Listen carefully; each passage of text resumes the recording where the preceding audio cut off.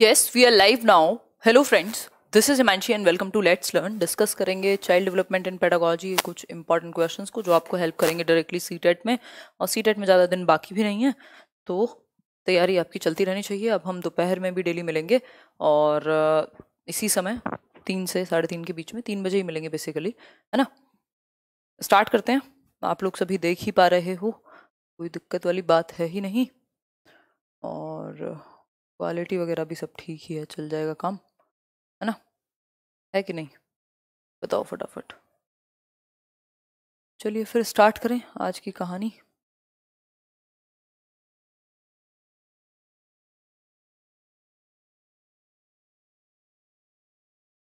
Start करेंगे, 1 minute रुको बस।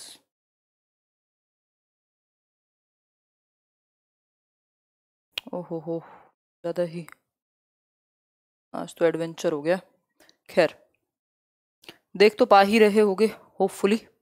स्टार्ट करते हैं। The development from central part of the body towards peripheries और एक्सट्रीमिटीज। 30 क्वेश्चन हम करेंगे डिस्कस। अलग अलग दिन अलग अलग काम हम करने वाले हैं, तो कुल मिलाकर के आप रहिएगा तैयार। 30 क्वेश्चन हम करेंगे डिस्कस। पहला क्वेश्चन आपके सामने बिल्कुल प्रस्तुत है, ऑडियो वीडियो एकदम क्लियर होगा, ऐसी कामना मैं कर ही रही हूँ, है ना। देखो एक बार, सब कुछ क्लियर होगा। देखो फटाफट से स्टार्ट करेंगे। आप लोग आ भी गए हैं भारी संख्या में। भाई सेंट्रल पार्ट से, बॉडी के सेंट्रल पार्ट यानी केंद्र से किस तरफ जाता है विकास? एक्सट्रीमिटीज यानी कि बाहर सीमाओं तक। केंद्र क्या है बॉडी का? आपका हार्ट हो सकता है, आपकी रीढ़ की हड्डी हो सकती है। बाहर क्या है? ये बिल्कुल बाहर, एक्सट्रीमिटीज, सीमाएं हैं ये, ठीक। इसको हम सिंपली क्या जानते हैं? इसको हम प्रॉक्सिमो डिस्टल के नाम से जानते हैं। यदि यहाँ सेंट्रल यानी केंद्रीय भाग की जगह पर सर से पैर लिखा होता, सर से पैर या फिर सर से पैर या फिर हेड टू टो लिखा होता, तब हम क्या कह देते? यही आंसर इसका बदल करके सेफेलोकॉडल यानी सिरोध पदोन्मुखी, सेफेलोकॉडल हो जाता, सिरोध पदोन्मुखी हो जाता। इतनी बात तो क्लियर है, हमें कोई भी समस्या इस बात को समझने में नहीं होनी चाहिए। रिफ्रेश करके देखो, क्लियर दिख रहा होगा। बहाने मत मारा करो पढ़ने के नाम पे, हैं। जब देखो बहानेबाजी, कहाँ लेके जाओगे इतनी बहानेबाजी को? बता दूं, हैं, फटाफट से बताओ, आंसर कीजिए बहुत तेजी के साथ। क्लियर होना चाहिए भाई, होना चाहिए, क्लियर तो होना ही चाहिए। क्लियर नहीं होगा तो कैसे चलेगा? बताओ एक बार, सब क्लियर है ना? चलो आगे बढ़ते हैं।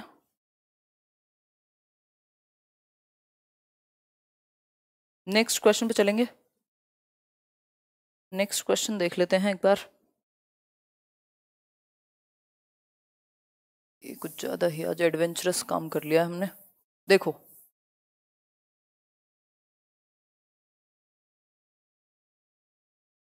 एक मिनट रुको, कल तक ही साफ हो पाएगा ये तो। चलिए,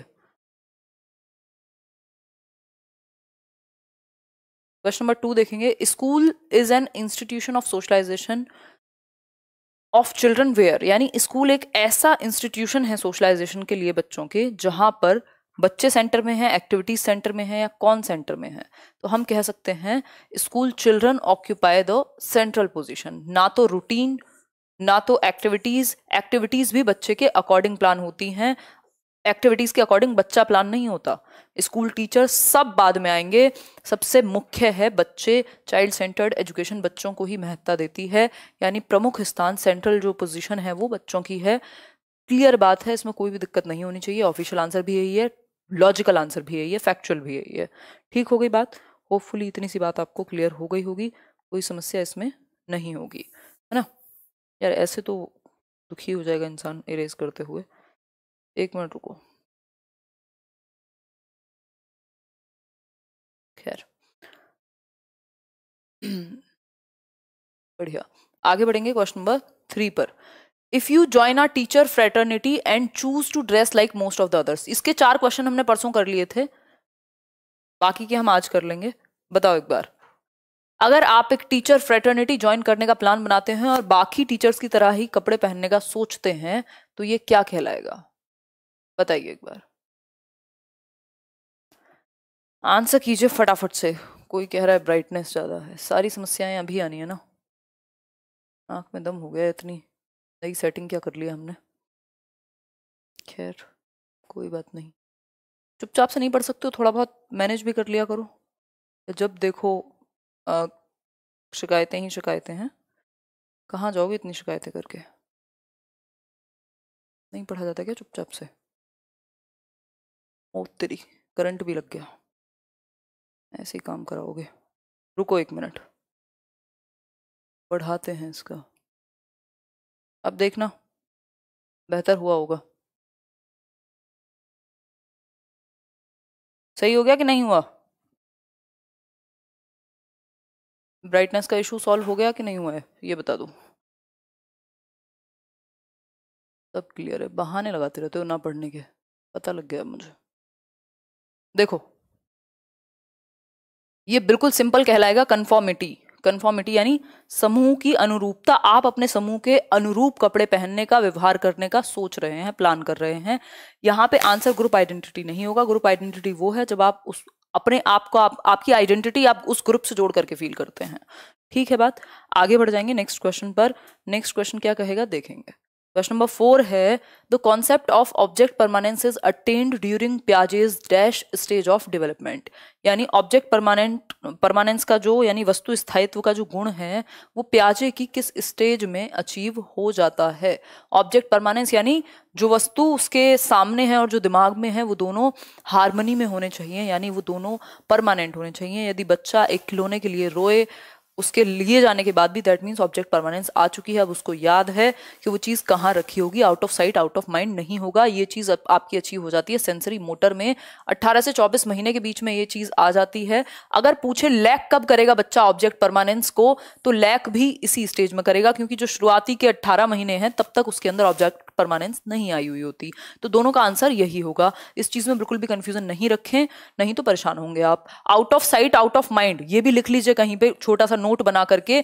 out of sight out of mind का जो कॉन्सेप्ट है वो भी इसी से जुड़ा हुआ है। आउट ऑफ साइट यानी नजर के सामने, नजर से दूर। Out of sight out of mind मतलब जैसे ही उसको सामने नहीं दिखता वैसे ही वो भूल जाता है उस चीज के बारे में, उसको कोई दिक्कत नहीं। मेमोरी अपनी अभी उतनी डेवलप नहीं हुई। ठीक है बात, क्लियर हो गई बात या नहीं हुई। आगे बढ़ेंगे क्वेश्चन नंबर 5। जिन्हें क्लियर नहीं दिख रहा अपना फोन धो लो पानी से, डेटॉल सैनिटाइजर से नहला दो अपने फोन को। Individualised education programme is planned from the perspective of, यानी आईईपी जो है वो किस पर्सपेक्टिव से बनाए जाते हैं। मैं करा दूंगी प्रीवियस ईयर, बहुत सारे कराऊंगी, टेंशन ना लो। ये 3 बजे का सेशन प्रीवियस ईयर का रख देंगे या फिर देख लेंगे जो भी करना है। बताओ फटाफट से आंसर करो बहुत तेजी के साथ। 5 का बी बिल्कुल सही बात है। इंडिविजुअलाइज्ड एजुकेशन प्लान जो हैं वो बच्चे यानी चाइल्ड सेंटर्ड यानी बाल केंद्रित शिक्षा के अनुरूप ही बनाए जाते हैं। अब ये इंडिविजुअलाइज्ड एजुकेशन प्रोग्राम है क्या, जो ये व्यक्तिगत शिक्षा कार्यक्रम की योजना है ये है क्या। ये बेसिकली इस बारे में है कि बच्चा जो है, इंडिविजुअल बच्चे की नीड्स को आप पहचान पाएं और उसके अकॉर्डिंग उसके पेरेंट्स को भी इन्वॉल्व करके एक प्लान तैयार कर पाएं जो उसके लिए बेहतर हो, जो उसके लिए बेस्ट हो। ठीक हो गई बात। आगे बढ़ जाएं। कोई समस्या परेशानी नहीं होगी मेरे ख्याल में। यहाँ तक ओपन स्कूल के लिए ही होती है, ई लर्निंग के लिए होती है। देखो स्पेशल एजुकेशन में इसको यूज करते हैं, लेकिन ये किस पे आधारित है, चाइल्ड सेंटर्ड एजुकेशन पे। स्पेशल बच्चे के लिए आप यूज कर सकते हो उसको, लेकिन ये आधारित किस पे, बाल केंद्रित शिक्षा। बाल केंद्रित शिक्षा सबका आधार है एक तरीके से अगर हम कहें तो। ठीक, तो इसलिए कंफ्यूज नहीं होना, इसका आंसर ए नहीं होगा। आगे बढ़ेंगे। Between dash months of age most children begin to combine words into short sentences. अब ये पेपर 2 है कहने को तो, लेकिन देखो क्वेश्चन, इसीलिए मैं कहती हूँ सिलेबस सेम है। ऐसा कुछ नहीं है कि जो पेपर 2 में है वो पेपर 1 में नहीं आएगा या अलग है। अगर सब्जेक्ट सेम है तो सब कुछ सेम है, हल्का फुल्का अंतर होता है। नहीं तो क्या मतलब था शॉर्ट सेंटेंस कब बनाना शुरू करता है, 6th to 8th में पूछने का, है ना। तो कॉमन है एकदम सिलेबस। ये सोच के मत पढ़िए कि पेपर 1 के लिए कर रहे हैं सीटेट में या पेपर 2 के लिए। अगर सब्जेक्ट सेम है, सीडीपी हिंदी और इंग्लिश कॉमन है आपका। ठीक है, देखिए बिल्कुल मोटिवेशन के साथ पढ़ाई करनी है, कमजोर फील नहीं करना। अब 31 तक हम दिन में 2 बार तो मिलेंगे ही। Between dash months of age बच्चे कंबाइन करना वर्ड्स को शुरू कर देते हैं और सेंटेंस बना लेते हैं शॉर्ट। 18 से 24 महीने, 18 से 24 महीने, 1.5 से 2 वर्ष की उम्र है ये। 1.5 से 2 वर्ष की उम्र है। अगर आपको ना याद हो तो मैं आपको बता देती हूँ, 1 साल में बच्चा 3 शब्द बोलने लगता है, ये बात आपको पता है। और भी इसको अगर हम बेहतर करें तो दूसरा तरीका क्या है, 6 वीक्स यानी 6 हफ्तों में वो बैबलिंग शुरू कर देगा, यानी बलबलाना, बैबलिंग शुरू हो जाएगी 6 हफ्तों में। ठीक, बा मा पा इस तरीके, उल्टा बोल रही हूँ, कूइंग करेगा 6 हफ्ते में। दिमाग का हलवा है। देखो कूइंग शुरू होती है, यहां लिख देती हूं मैं, 1 मिनट रुको। कूइंग शुरू होगी यानी कूकना, क प च आवाजें निकालना शुरू कर देगा 6 हफ्ते में, वॉट एवर इट इज, 6 हफ्ते में। फिर इसके बाद बैबलिंग, बाबा मा मा इस तरीके के शब्द जो हैं वो बोलने शुरू कर देगा, बैबलिंग शुरू हो जाएगी 6 महीने में, 6 मंथ्स। ठीक, फिर आपका कंबाइन करना शुरू कर देगा, वर्ड, एक कंप्लीट वर्ड बोलना शुरू कर देगा, 1 वर्ड स्टेज कहते हैं इसे, 1 साल में 1 वर्ड स्टेज, 1 ईयर। और 1.5 से 2 वर्ष के बीच में 2 वर्ड या टेलीग्राफिक स्पीच, 2 वर्ड, 2 वर्ड को कंबाइन करके एक सेंटेंस बनाना शुरू कर देगा 2 से 2.5 साल में। तो 18 से 24 महीने, 1.5 से 2 साल में, 18 से 24 महीने, 1.5 से 2 साल में। ठीक, कंबाइन, 2 वर्ड्स को कंबाइन करके एक सेंटेंस बनाएगा, यानी टेलीग्राफिक स्पीच कहते हैं इसको, कि नए सेंटेंसेस वो बनाने लगेगा, शॉर्ट सेंटेंसेस, और जो लॉन्गर अटरेंसेस हैं वो 3 साल के बाद। ठीक हो गई, इतनी सी बात तो मेरे ख्याल में क्लियर हो गई होगी। थोड़ा बहुत क्वालिटी का इशू है, मैनेज कर लीजिएगा, थोड़ी सी दिक्कत हो रही है ना, कोई दिक्कत नहीं है। आगे बढ़ेंगे, क्वेश्चन नंबर 7 देखिए एक बार। The concept of intelligence quotient और IQ was developed by. IQ का जो कॉन्सेप्ट है यानी संप्रत्यय है, ये जो शब्द है इंटेलिजेंस कोशेंट, इसको किसने दिया, आईक्यू को किसने दिया, बुद्धि लब्धि को किसने दिया, बताइए एक बार, आंसर करो, किसने दिया। गाल्टन ने, गाल्टन ने पहली बार बुद्धि के बारे में बात की थी, इंडिविजुअल डिफरेंसेस के बारे में बात की थी। बिने ने मेंटल एज और इंटेलिजेंस टेस्ट दिया है पहला, फर्स्ट इंटेलिजेंस टेस्ट आईआईटी, और मेंटल एज का कॉन्सेप्ट एल्फ्रेड बिने ने दिया है। ठीक, लेकिन आईक्यू बिने ने नहीं दिया था, आईक्यू जो है वो स्टर्न ने दिया था। ठीक, लुइस टर्मन ने इसको रिवाइज किया है फॉर्मूला को, बट आईक्यू का जो कॉन्सेप्ट है उसको दिया है किसने, स्टर्न ने, विलियम स्टर्न, सी ऑप्शन। आगे बढ़ेंगे नेक्स्ट क्वेश्चन पर।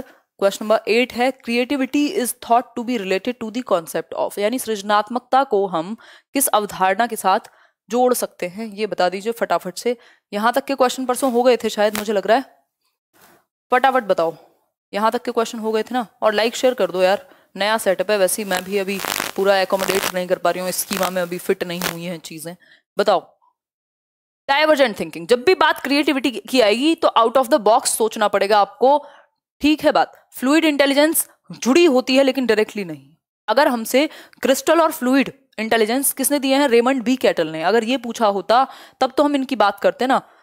ठीक, कन्वर्जेंट थिंकिंग बिल्कुल नहीं, ये इंटेलिजेंस से जोड़ा है जेपी गिलफर्ड ने कन्वर्जेंट थिंकिंग को, और क्रिएटिविटी को जोड़ा है किससे, डाइवर्जेंट यानी अपसारी सोच, out of the box thinking, lateral thinking, brainstorming, इन सब से भी जुड़ी हुई है क्रिएटिविटी। क्वेश्चन नंबर 9 देखिए, the acceptable sound combinations of a language are specified in its dash rules, यानी एक्सेप्टेबल साउंड कॉम्बिनेशन का मतलब क्या है, वो कॉम्बिनेशंस जो एक्सेप्टेबल हैं साउंड में, बोलने में, प्रोनाउंसिएशन में, यानी ध्वनियात्मक होंगे, यानी फोनोलॉजिकल होंगे, यानी कि बोलने से रिलेटेड होंगे, तो आंसर होगा फोनोलॉजिकल। अगर सिर्फ स्ट्रक्चर से, रूल्स से रिलेटेड होते तो ग्रामेटिकल या सिंटैक्टिक कहलाते, सिंटैक्टिक भी वही है, स्ट्रक्चर की बात होती है।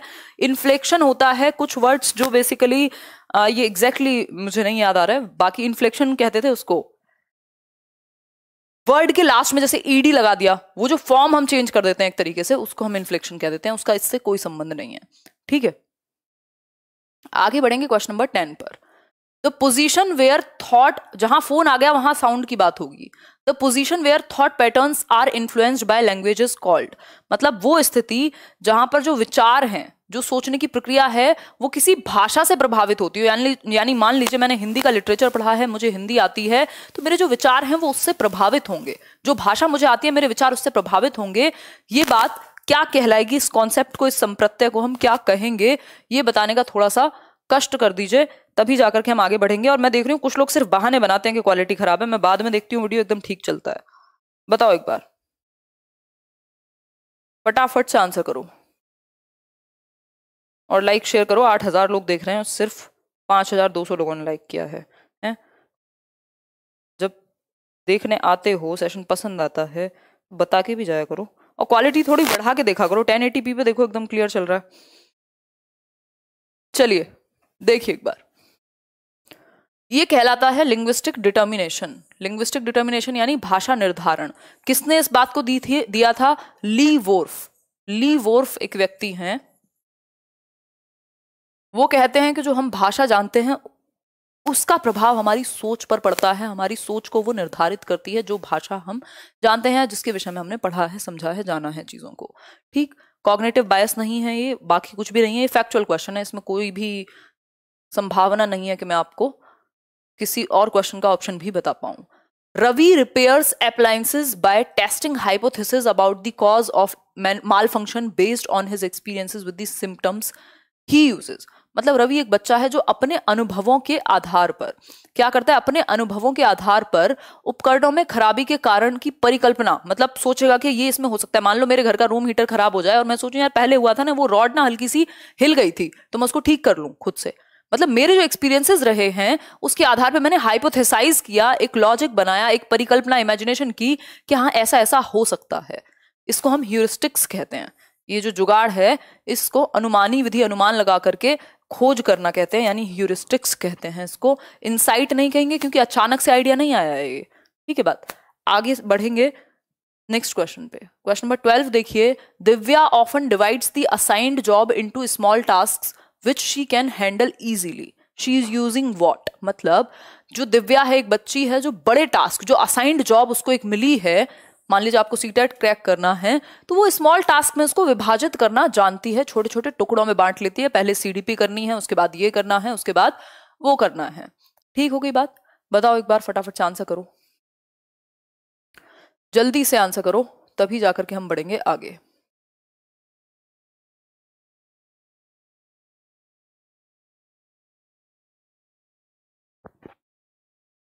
इलेवन का 4 12 क्वेश्चन चल रहा है। 11 क्यों बता रहे हो? सब गोल एनालिसिस। सब गोल का मतलब यह है गोल को आपने विभाजित कर लिया है ना, सब कैटेगरी में डाल लिया, ठीक, टुकड़ों में तोड़ लिया, ठीक है, पार्ट्स में आपने विभाजित करके उसको सॉल्व कर लिया किसी भी प्रॉब्लम को। इसको सब गोल एनालिसिस कहते हैं। अब ये फैक्चुअल क्वेश्चन है, इसमें हम कुछ नहीं कर पाएंगे। क्वेश्चन नंबर 13 है, society determines the roles of male and female. भाई जो समाज है वो महिलाओं और पुरुषों की भूमिका को निर्धारित करता है। इसका मतलब क्या है? फटाफट से बताने का कष्ट कीजिए। समाज महिलाओं और पुरुषों की भूमिका को निर्धारित करेगा, इस बात का हमें मतलब बताइए, फटाफट से बताइए, फटाफट आंसर कीजिए। सी और डी सब अलग अलग आंसर कर रहे हैं। जेंडर एक सोशल कंस्ट्रक्ट है, इंट्यूटिव कंस्ट्रक्ट नहीं है। इंट्यूशन से नहीं आ गया है कि अंदर से आपको एकदम इंट्यूशन जागी और आपने कहा ये काम महिलाएं करेंगी, ये पुरुष करेंगे। ये समाज ने बनाए हुए हैं एक तरीके से, जो रोल्स हमारे लिए निर्धारित हैं उनको हम क्या कहेंगे? सोशल कंस्ट्रक्ट कहेंगे। ये कोई हमारी बायोलॉजी से जुड़ा हुआ नहीं है, इनहेरेंट बिल्कुल नहीं कहेंगे, हेरिडेटरी नहीं कह सकते, क्योंकि समाज ने बना दिया है कि महिलाएं ये करेंगी और पुरुष ये करेंगे। Grading, coding, marking and credit accumulation systems are some of the examples of. यानी कि ग्रेड करना बच्चों को, कोडिंग करना, मार्किंग करना, A+, B+, ये सब किसके अंदर आएंगे? किस प्रकार का सिस्टम है ये? बताइए, फटाफट से बताइए, तभी जाकर के हम आगे बढ़ेंगे। ये कैमरा की पोजीशन भी मुझे ना पसंद नहीं आ रही है। पेपर के बाद ये पूरा हिला करके इसको दोबारा करवाएंगे, दिमाग का हलवा हो गया है। आंसर कीजिए बहुत तेजी के साथ।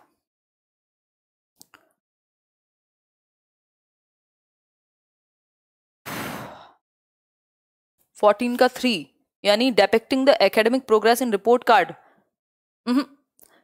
सिर्फ प्रोग्रेस की बात थोड़ी है, आप कोडिंग में हो सकता है। ये स्कोरिंग प्रोसीजर है जिसके थ्रू आप आकलन करते हैं बच्चे की अचीवमेंट का।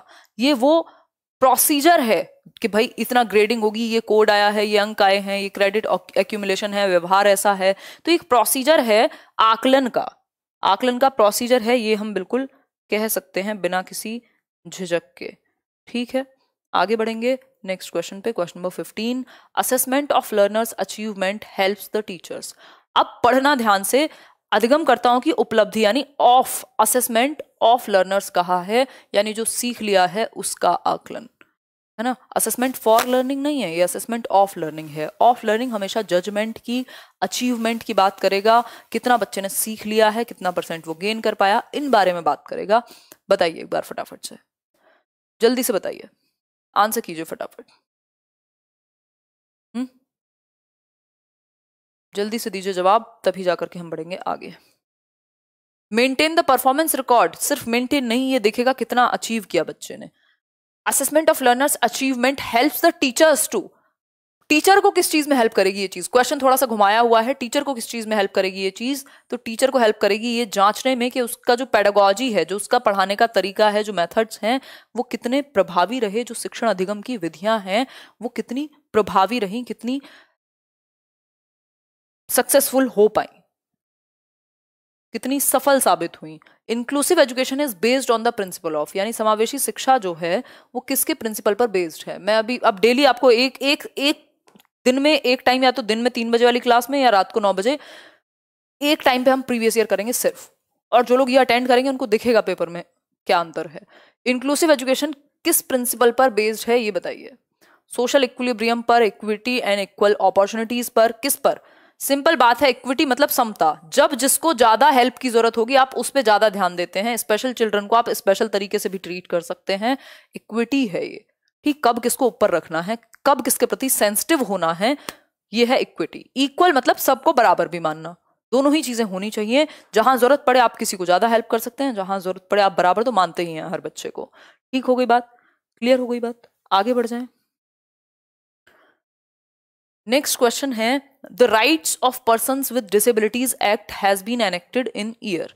राइट ऑफ पर्सन्स यानी RPWD एक्ट जो है ये किस ईयर में एनेक्ट हुआ, आंख बंद करके बता दो। और इसके साथ मुझे एक और चीज बताओ, PWD एक्ट कब आया और RPWD में कितने आपके डिसेबिलिटीज की बात हुई है और PWD में कितनी डिसेबिलिटीज की बात हुई थी। जल्दी से रिवीजन हो जाएगा, बहुत जल्दी बताओ, फटाफट से बताओ, बहुत तेजी के साथ, जल्दी आंसर करके बताओ।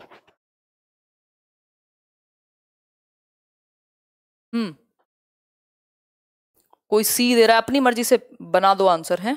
RPWD एक्ट 2016 में आया जिसमें 21 डिसेबिलिटीज थी, और 1995 में PWD एक्ट आया था, पर्सन्स विद डिसेबिलिटी, जिसमें सिर्फ 7 डिसेबिलिटीज का जिक्र था, 14 नई ऐड हो गई। और अब हम कह सकते हैं जो ड्वार्फिज्म, बोनापन है, एसिड अटैक विक्टिम्स हैं, इनको भी हम डिसेबिलिटी में काउंट करते हैं। 40% या उससे ज्यादा डिसेबिलिटी होने पर गवर्नमेंट से आपको मदद मिलेगी, ये हम कह सकते हैं।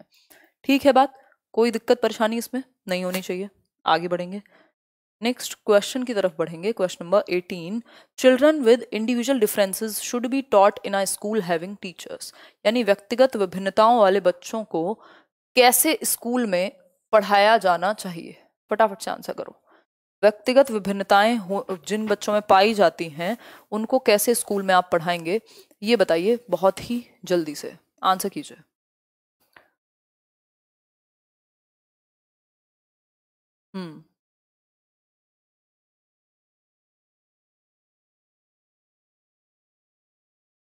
दीजिए जवाब दीजिए।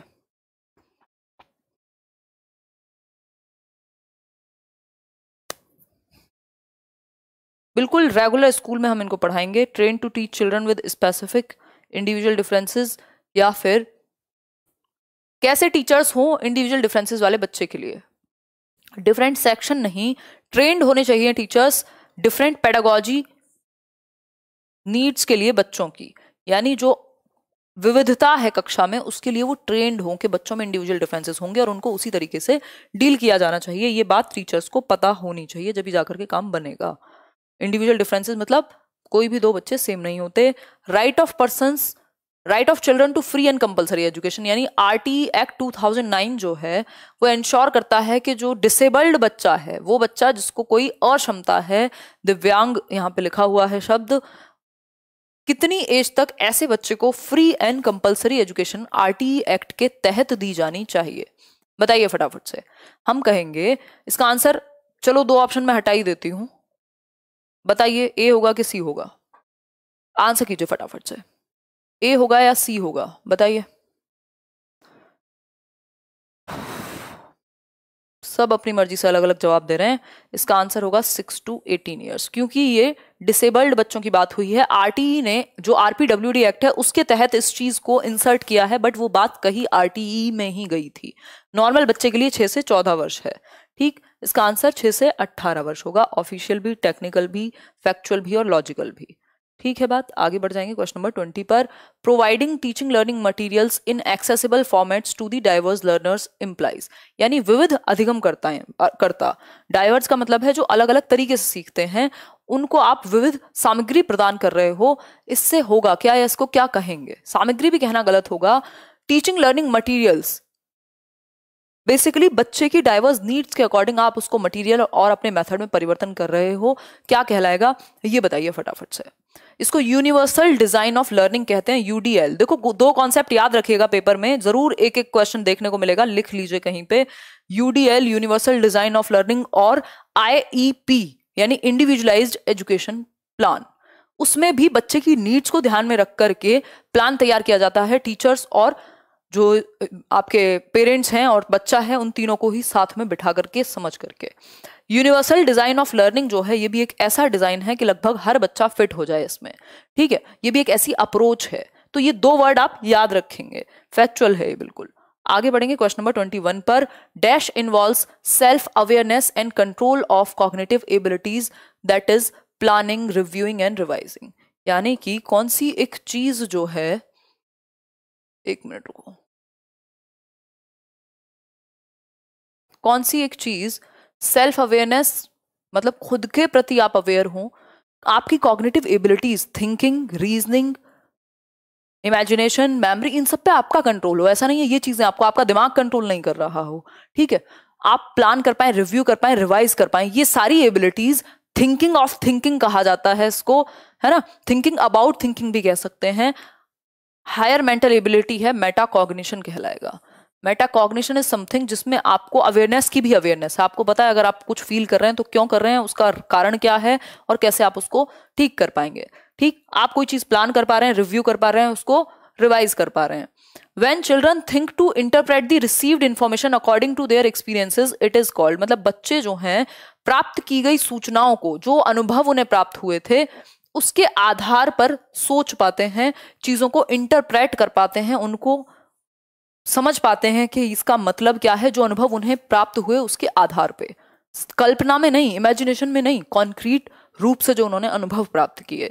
इसको कॉन्क्रीट थिंकिंग कहते हैं। एब्स्ट्रैक्ट इसलिए नहीं होगी क्योंकि एब्स्ट्रैक्ट में जरूरी नहीं है वो अनुभव आपको प्राप्त हो, उन चीजों को आपने टच और फील किया हो। रिफ्लेक्टिव थिंकिंग सिर्फ प्रकाश डालना होता है जिन चीजों पे आप जो हो चुकी हैं या जो हो रही हैं। ठीक, तो ये कॉन्क्रीट थिंकिंग कहलाएगी। क्रिएटिव होता है कुछ नया सोचना। Teaching learners at varying levels of difficulty based on the ability of individual learner is known as. ये भी बहुत ही इंपॉर्टेंट है। वो जो यूडीएल और आईईपी मैंने बताया था उसके साथ इस टर्म को भी आप याद रख लीजिएगा। इसको क्या कहेंगे, डीआई कहेंगे। कोई कह रहा है डी, कॉन्क्रीट थिंकिंग, मूर्त सोच, जो अनुभव आपके पास हैं, जो आपने टच किया है, एक्सपीरियंस किया है, फील किया है, उसके आधार पे आप इंटरप्रेट कर पाए, कॉन्क्रीट थिंकिंग कहलाएगा। Teaching learners at varying levels of difficulty, अलग अलग लेवल पे डिफिकल्टी के आप बच्चों के लेवल को ध्यान रखते हुए उनको डिफिकल्टी लेवल पे पढ़ाते हैं, उनको टास्क देते हैं, उनके अकॉर्डिंग आप जा रहे हैं, यानी आप अपने इंस्ट्रक्शन में डिफरेंशिएशन ला रहे हैं, यानी बच्चे के अनुसार जा रहे हैं। इसको डिफरेंशिएटेड इंस्ट्रक्शन कहते हैं। इंडिविजुअल डिफरेंसेस के लिए ये बहुत ही बेहतरीन तरीका है। ठीक है, अब आप क्या याद रखेंगे, डी आई, क्योंकि पेपर पास में तो आपको ये चीजें याद रखनी पड़ेंगी। अभी तो डी आई, यूडीएल और आईईपी, ये तीन टर्म तो याद रखेंगे, एक नंबर में फंस सकता है, बहुत ज्यादा संभावना है। यानी डिफरेंशिएटेड इंस्ट्रक्शन, यानी बच्चे के डिफिकल्टी लेवल को देखते हुए आप अपने इंस्ट्रक्शन को एडजस्ट कर रहे हैं, ये होगा डिफरेंशिएटेड इंस्ट्रक्शन, विभेदी अनुदेशन। इंडिविजुअल डिफरेंसेस के लिए बहुत अच्छी चीज है, क्योंकि इंडिविजुअल डिफरेंसेस में आप यूनिफॉर्म इंस्ट्रक्शन कभी नहीं देंगे। यूनिफॉर्म इंस्ट्रक्शन का मतलब क्या है, बिल्कुल एक जैसा पढ़ा देना सबको, एक डंडे से नहीं हाँक सकते, इसलिए डिफरेंशिएटेड इंस्ट्रक्शन की जरूरत पड़ेगी। यूडीएल है यूनिवर्सल डिजाइन ऑफ लर्निंग, पूरी जितने भी बच्चे हैं उनके अकॉर्डिंग चीजें प्लान हो रही हैं, उनके अकॉर्डिंग डिजाइन तैयार हुआ है करिकुलम का। और आईईपी है एक प्लान बच्चे के इंडिविजुअल नीड्स के अकॉर्डिंग। ठीक हो गई बात, आगे बढ़ते हैं नेक्स्ट क्वेश्चन पे, क्वेश्चन नंबर 24 पर। Maintenance is the specific stage of learning which is antecedent to stage of learning. अच्छा क्वेश्चन है। प्रतिपालन यानी मेंटेनेंस कह सकते हैं हम इसको। एक ऐसी स्टेज है जो किससे पहले आती है, ये पूछा है हमसे। फटाफट से आंसर कीजिए। साउंड इशू, पता नहीं कितने तो इशू आ रहे हैं आजकल। मैं इनको कॉल करती हूँ, एक बार ठीक कराती हूँ। ये साउंड कल मैंने भी देखा था, साउंड इशू तो है। क्या हो गया, वॉइस को आ नहीं रही है क्या? देखो यार एक बार, क्लियर तो होगी। देखिए फटाफट से बताइए, तभी जाकर के हम बढ़ेंगे आगे। 24 का डी, जनरलाइजेशन। ठीक बात है। देखो लर्निंग की कुछ स्टेजेस होती हैं जिसको आप APMGA, ये 5 स्टेजेस हैं, इनको आप ऐसे ध्यान में रखेंगे। हो सकता है आपको किसी ने ना बताई हो। ठीक, ये होता है आप एक्वायर करते हैं, एक्विजिशन। किसी स्टेज में आपने कुछ सीखना था, आपने वो एक्वायर किया, देखा कि इसको ऐसे करते हैं। मान लीजिए कोई थियोरी थी, वो आपने पढ़ ली। ठीक, फिर होता है आप इसमें परफेक्शन की कोशिश या परफेक्शन की हद तक जाते हैं। ठीक, फिर मेंटेनेंस, उसको आप बनाए रखते हैं प्रैक्टिस के थ्रू। जनरलाइजेशन है, आप बाकी जो भी चीजें आपने सीखी हैं वहां पर उस पुरानी सीखी हुई नॉलेज को अप्लाई कर पाते हैं हर सिचुएशन में। ये है लास्ट में, इसको पता नहीं क्या कहते हैं एग्जैक्ट, मेरे को वर्ड नहीं याद आ रहा है इसका, कुछ तो है इसका, मतलब देख लेना एक बार। ये स्टेजेस में फिर से याद, मतलब वो करा दूंगी, रिवाइज करा दूंगी, याद क्या कराऊंगी। ठीक, इसका बेसिकली जो मतलब होता है, क्योंकि इनके दो दो नाम हैं, इसका बेसिकली मतलब ये होता है कि आप अब एक्सपेरिमेंट कर सकते हैं अलग अलग सिचुएशन में। ठीक है, आप अब एक्सपेरिमेंट कर सकते हैं अलग अलग सिचुएशन में, जो भी आपने सीखा है उसके बेसिस पे। एप्लीकेशन ही कहते हैं आई थिंक, ठीक है, एप्लीकेशन ही कहते हैं जहां तक है। तो ये एक बेसिक बात है। फिर से लिख लो इसको, इसको कहेंगे हम एक्विजिशन। आपने सीखा इसको, एक बार इसका एग्जैक्ट वर्ड बताओ। पी फॉर, इसमें एक तरीके से आप मास्टरी हासिल करने को, पी से कोई एक वर्ड होता है, एग्जैक्ट मेरे दिमाग में नहीं आ रही हैं चीजें, बहुत सारी चीजें चल रही हैं आजकल। मेंटेनेंस है, उसको बरकरार रखना। जनरलाइजेशन है, एक सिचुएशन से दूसरी सिचुएशन में आप सेम सीखी हुई चीज को अप्लाई कर पाए। प्रेजेंटेशन नहीं है, इसको कुछ और कहते हैं। ठीक है, 380 पे देख रही हूँ, बिल्कुल सही है। परफेक्शन, हाँ कह सकते हो परफेक्शन। फिर से मैं एक बार किसी दिन रिवाइज करा दूंगी। अडेप्टेशन नहीं है ये, अडेप्टेशन, हाँ अडेप्टेशन है शायद लास्ट में, सही बोल रहे हो। चलो खैर, एक मिनट रुको, फिर मैं देख ही लेती हूँ ना। एक्चुअली एक फर्नीचर है, वो कराना है सेटल, और वो लोग बैठे हुए हैं मेरी क्लास की वजह से। क्या है, स्टेजेस ऑफ लर्निंग थी ना। एक मिनट रुको, फिर तो फ्री हो जाएगा ना। हाँ, ये एक्विजिशन, प्रोफिशिएंसी कहते हैं उसको, ऑटोमेसिटी भी कह सकते हैं, है ना। मेंटेनेंस, जनरलाइजेशन और अडेप्टेशन, सही है, कोई दिक्कत नहीं है, सही है। देखो ये एक्विजिशन तो वही बात, वही है जो समझाया, बात तो वही है कि एक्विजिशन मतलब आपने किसी स्किल को कर लिया एक्वायर। ठीक, ये फिर से भूल गई, दिमाग पता नहीं कहाँ है, हलवा बन चुका है दिमाग का। छुट्टी पे जाने की जरूरत है, साल भर हो गया है। प्रोफिशिएंसी, प्रोफिशिएंसी मतलब आप पारंगत बन रहे हैं, प्रोफिशिएंट बन रहे हैं उस एक चीज में जो भी आप सीख रहे हैं। मेंटेनेंस है बरकरार रखना उस चीज को, और जनरलाइजेशन है अलग अलग सिचुएशंस में यूज कर पाना। अडेप्टेशन है आप नए ढंग से उसको एक्सपेरिमेंट करके अडेप्ट कर लेते हैं। फिर से एक बार करेंगे, एक्विजिशन, प्रोफिशिएंसी, मेंटेनेंस, जनरलाइजेशन और अडेप्टेशन। ये इसी स्टेप में आपको याद रखनी है। अगर पेपर टफ बनता है तब पूछा जा सकता है, अदरवाइज तो आज से पहले कभी नहीं पूछा गया। एक ही बार पूछा है 2018 में, जो क्वेश्चन आपके सामने है। ठीक है, लिख लीजिएगा इसको कहीं पे, इसको कहीं पे लिख लीजिएगा। पहले सीटेट होने दो यार, रीड की बात तब करेंगे। क्वेश्चन नंबर 25 देखिए, Zajonc believes that cognition and emotion are. Zajonc का मानना ये है कि जो संज्ञान है, आपकी दिमागी क्षमताएं, मानसिक स्किल्स और इमोशन, वो क्या है, इंटरडिपेंडेंट है, इंटर रिलेटेड है। क्या ख्याल है आपका या ज़ेज़ोंग का किसके बारे में, मानसिक क्षमताओं के बारे में? फटाफट से बताओ।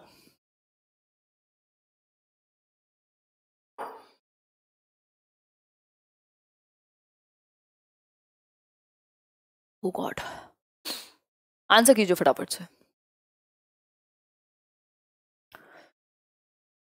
इंडिपेंडेंट है, ज़ेज़ोंग के अकॉर्डिंग स्वतंत्र हैं। सिर्फ ज़ेज़ोंग ही हैं जो स्वतंत्र कह रहे हैं, बाकी सभी लोग ज्यादातर क्या कहेंगे, इंटरडिपेंडेंट कहेंगे, इंटर रिलेटेड कहेंगे, है ना, या इंटरट्वाइंड भी कह सकते हैं। ठीक है, इसका आंसर है स्वतंत्र हैं। कॉग्निशन और इमोशन अपने आप में इंडिपेंडेंट है, ऐसा ज़ेज़ोंग कहते हैं। बाकी सब लोग कहेंगे ये एक दूसरे पर निर्भर हैं या एक दूसरे से जुड़े हुए हैं, निर्भर नहीं है तो भी। A teacher is teaching children by demonstration of a task to. इस बार जो क्वेश्चन आया था ना इसका, आपका दिसंबर 2019 में, वो आया था कि ये बाई डायरेक्शनल हैं कि यूनी डायरेक्शनल हैं, तो ये बाई डायरेक्शनल है, दोनों एक दूसरे को क्या करते हैं, प्रभावित करते हैं, कॉग्निशन और इमोशन। ठीक है बात। आगे बढ़ेंगे क्वेश्चन नंबर 26 पर।